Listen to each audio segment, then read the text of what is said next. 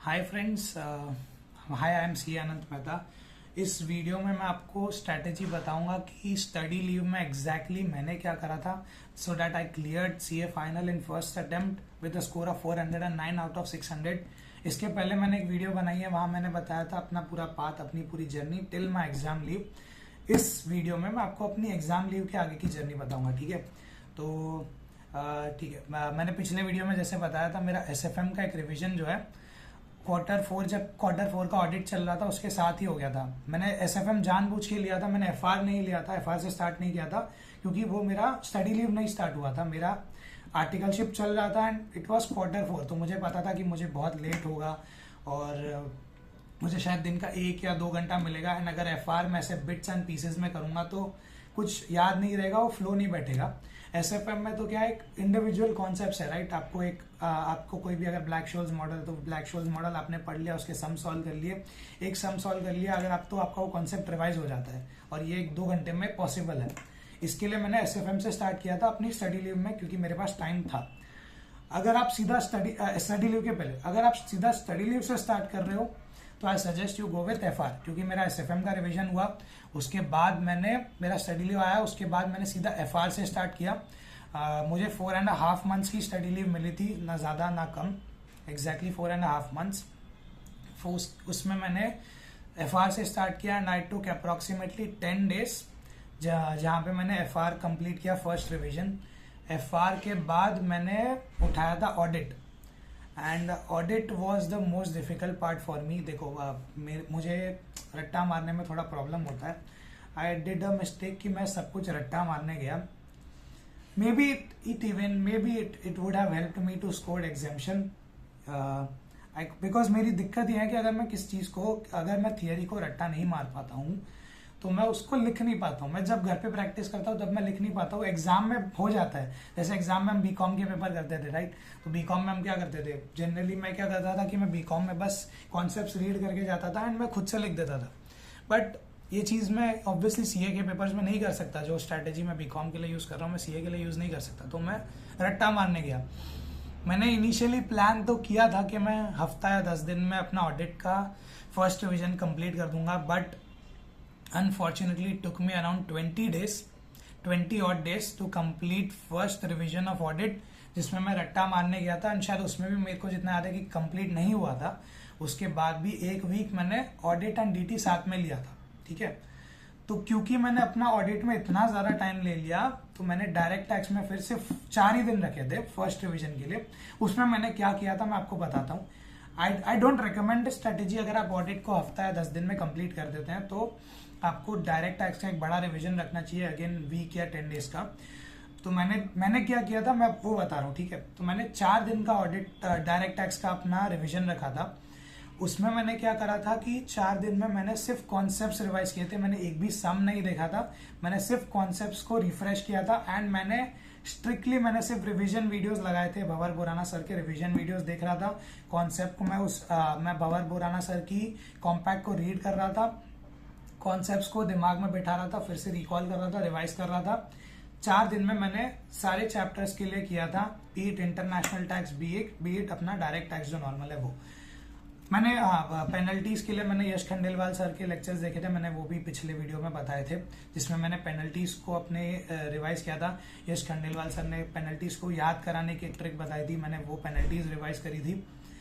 Penalties का तो मैंने हर रिवीजन, मैंने एग्जाम के 1 दिन पहले भी मैंने पेनल्टीज के लिए यश खंडेलवाल सर का वीडियो देखा था, जिससे पेनल्टीज मुझे याद हो गई थी।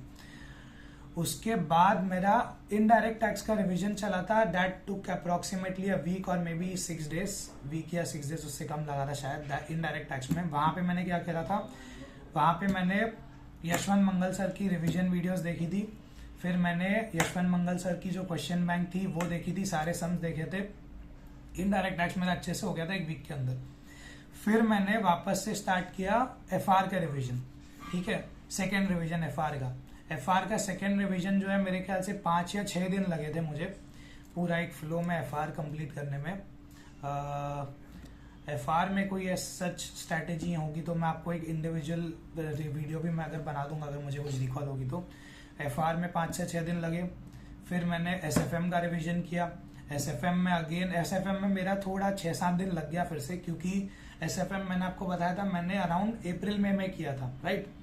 और ये तो शायद 1.5 महीना हो चुका है मेरी स्टडी लीव के। स्टडी लीव मुझे मिली थी जून में, तो जून खत्म हो गया, जुलाई खत्म हो गया, मेरे ख्याल से सेकेंड रिवीजन मेरा अगस्त में स्टार्ट हुआ था। तो अगस्त में मेरा स्टार्ट हुआ था, तब बहुत टाइम हो गया ना। अप्रैल में मैंने अप्रैल में स्टार्ट किया था, and August is like around 3 to 4 months के अराउंड ऑड हो गया, ठीक है। तो 3 to 4 मंथ्स किया, तो उसके बाद मैं जब एसएफएम कर रहा था तो मुझे थोड़ा टाइम लगा। एसएफएम गया मेरा 1 वीक, उसके बाद मैंने फिर से ऑडिट लिया, एंड फिर से मैंने मिस्टेक ये करी कि मैं फिर से रट्टा मारने बैठा, एंड फिर से मुझे 15 दिन लग गए लगभग, जितना मुझे याद है 15 दिन लग गए। उसमें भी मेरा शायद पूरा नहीं हुआ था audit. I suffered a lot because of audit, ठीक है। फिर ऑडिट में लग गए 15 दिन। फिर मैंने डायरेक्ट टैक्स स्टार्ट किया। डायरेक्ट टैक्स इस बार मैंने, क्योंकि मैंने फर्स्ट टाइम सिर्फ रिवीजन देखे थे, रिवीजन ही रिवाइज किए थे, तो इस बार मेरा प्लान था कि मुझे सम्स भी देखना है सेकेंड रिवीजन में। तो मैंने सेकेंड रिवीजन में क्या किया कि मैंने हर एक चीज, जब मैं हर एक चैप्टर रिवाइज कर रहा हूँ उसके बाद उसके सारे सम सॉल्व कर रहा हूँ, हो सके तो जितना मुझे याद है मैंने सारे सम सॉल्व करे थे। लिख के नहीं करे थे, ऑब्वियसली ओरली कर रहे थे, जो लिखना था वो लिखा था, जो मुझे जरूरी लग रहा था वो लिखा था। एंड डायरेक्ट टैक्स का रिवीजन ऐसे हुआ था मेरा। इसमें भी मैंने भंवर खुराना सर के रिवीजन वीडियोस फिर से देखे थे। पेनल्टीज का मैंने फिर से वीडियो देखा था यश खंडेलवाल सर का। फिर मैंने इनडायरेक्ट टैक्स लिया था, फिर से मैंने रिवीजन लेक्चर्स देखे इनडायरेक्ट टैक्स के यशवंत मंगल सर के।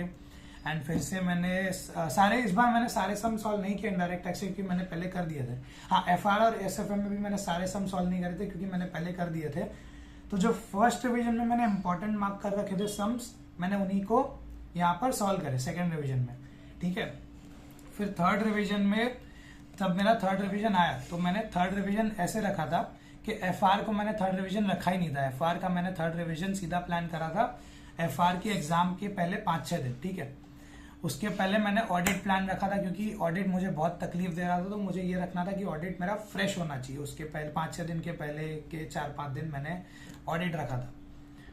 4-5 दिन मैंने रखे थे ऑडिट के लिए, आई रिमेम्बर। क्योंकि आइडियली कैसा होना चाहिए आपका जो थर्ड रिवीजन है वो आपका 3 डेज का होना चाहिए उसके हाफ टाइम में, क्योंकि उसके आपके एग्जाम में आपको 1.5 डेज मिलने वाले हैं। तो 3 डेज का अगर रिवीजन है तो 1.5 डेज में आपके बाकी सारे सब्जेक्ट्स एग्जाम में रिवाइज हो जाएंगे। But because I suffered a lot in audit, मैंने सोचा कि 5 दिन रखता हूँ, कैसे भी खींच करके मैं ऑडिट का 1.5 डेज में एग्जाम के पहले रिवाइज कर लूंगा। 5 दिन रखे थे।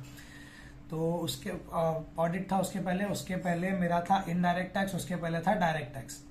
तो सबसे पहले मैंने डायरेक्ट टैक्स से स्टार्ट किया था, यानी कि इनडायरेक्ट टैक्स का सेकंड रिवीजन हुआ, उसके बाद डायरेक्ट टैक्स स्टार्ट किया।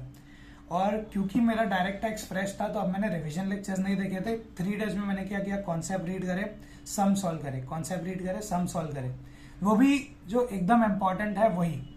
उसके बाद मैंने जितना मुझे याद है, I tried to write a direct tax paper, but मैंने शायद पूरा डायरेक्ट टैक्स का पेपर मैं लिख नहीं पाया था, क्योंकि मुझे रियलाइज हो रहा था कि मैं पेपर सॉल्व ही नहीं कर पा रहा हूँ। तो इंस्टेड मैं क्या किया, और मैंने अब मेरे पास ज़्यादा टाइम था नहीं, because I wasted a lot of time in audit, ठीक है। तो मैंने डायरेक्ट टैक्स में क्या करा कि मैंने जो टॉपर्स या रैंकर्स के आरटीआई थी, मुझे भी डायरेक्ट टैक्स में 75 आया है। आपको आरटीआई का लिंक डिस्क्रिप्शन में मिल जाएगा।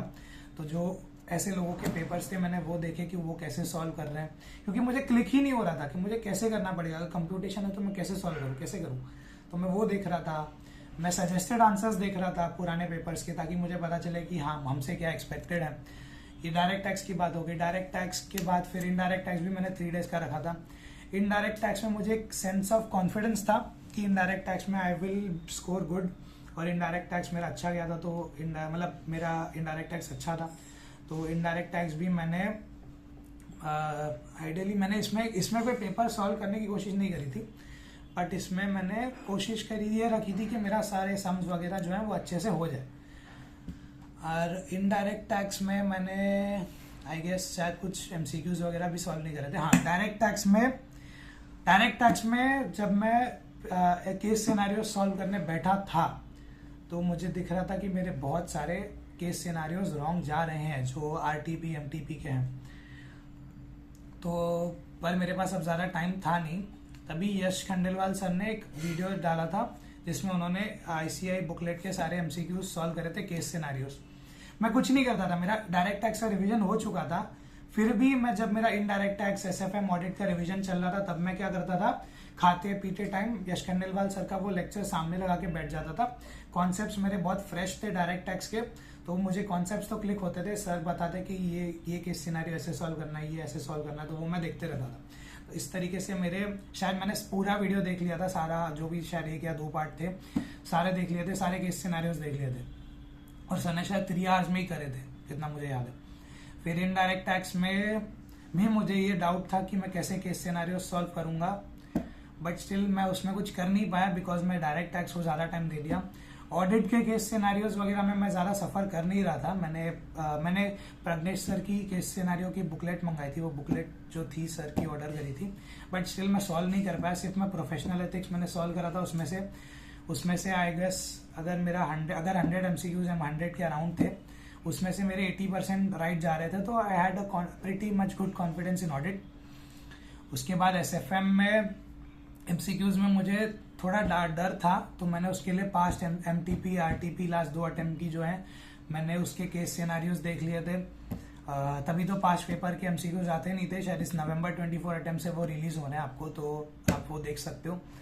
एंड FR में MCQs इतना रॉन्ग जा नहीं रहता, तो मुझे इतना डर था नहीं FR में MCQs में।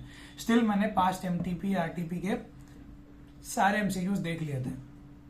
फिर FR के डे के रिवीजन में मैंने क्या करा था कि जल्दी ब्रश अप करना है। अगर आप किसी कॉन्सेप्ट में डीप में घुसने बैठ गए तो आपका नहीं, FR 5 to 6 डेज था, तो FR मेरे पास अच्छा, जितना टाइम मैंने सेकेंड रिवीजन में जो कुछ भी करा सब कुछ मैंने अपने एग्जाम के रिवीजन में करा था, राइट। क्योंकि FR का मैंने थर्ड रिवीजन नहीं करा था, थर्ड रिवीजन सीधा मेरा पेपर वाला रिवीजन था, तो तब मैंने जो भी सेकेंड रिवीजन में करा सब कुछ करा।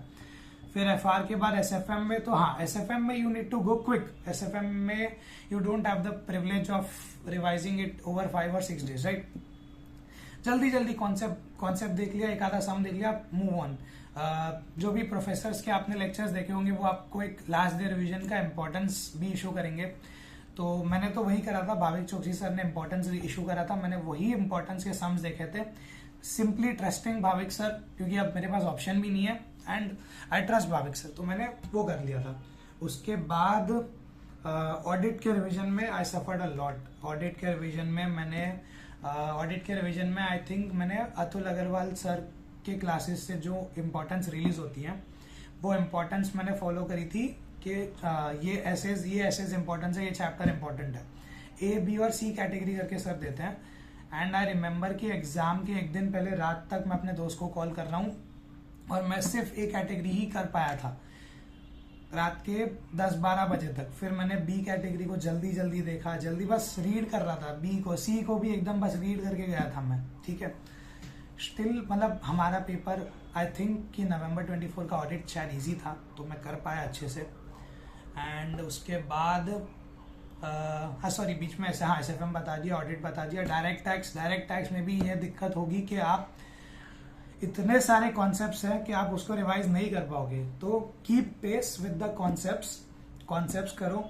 आपको सम्स का टाइम मिले तो सम्स करो। भंवर सर भी शायद सम्स की इंपॉर्टेंस देते हैं, तो आपको वो करना है तो वो करो, या आपने कुछ इंपॉर्टेंट मार्क कर रखा है तो वो करो। इनडायरेक्ट टैक्स में भी same strategy, keep pace. Indirect tax के टाइम पे क्या होगा, बच्चे रिलैक्स हो जाते हैं, वो करते नहीं है, ठीक है। तो इनडायरेक्ट टैक्स में पेस रखना, और इनडायरेक्ट टैक्स में पेस रखना, रिलैक्स मत होना। लॉजिकली लास्ट पेपर है, क्योंकि IBS में लोग सोचते हैं पढ़ना नहीं है। IBS की स्ट्रैटेजी मैं अलग से पूरी दिखाऊंगा आपको। स्टडी लीव में मैंने 1 या 2 दिन भी नहीं दिया था, शायद हाफ डे दिया था, इसके लिए मैंने बीच में उसका नाम लिया नहीं। मैं पूरा स्ट्रैटेजी अलग से बताऊंगा। I scored 75 in IBS।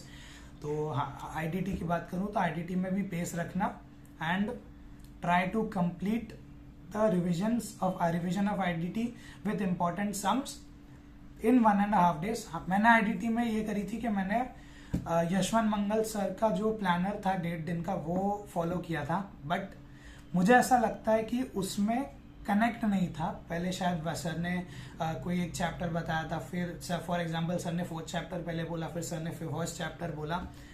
मुझे ये दिक्कत आई थी कि आई कुडंट लास्ट एग्जाम के टाइम पे बहुत ज़्यादा रिकॉल नहीं हो रहा था डीप कॉन्सेप्ट, बट ये भी हो सकता है कि हमारे पेपर में बहुत अंदर से पूछा था, तो इसके लिए शायद रिकॉल नहीं हो रहा था। बट जो भी आपको सही लगे आप वो करो।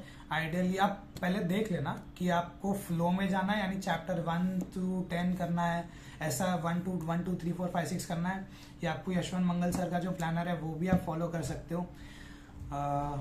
ठीक है, सो इतनी स्ट्रैटेजी थी। आईबीएस की स्ट्रैटेजी के लिए मैं पूरा एक वीडियो अलग से डालूंगा अगर मुझे टाइम मिला तो। आरटीआई का लिंक डिस्क्रिप्शन में है, मेरे टेलीग्राम चैनल का लिंक डिस्क्रिप्शन में है। कुछ डाउट्स हो, कुछ भी हो, आप मुझे टेलीग्राम पे मैसेज कर सकते हो। ठीक है, चलो, गुड लक, बाय।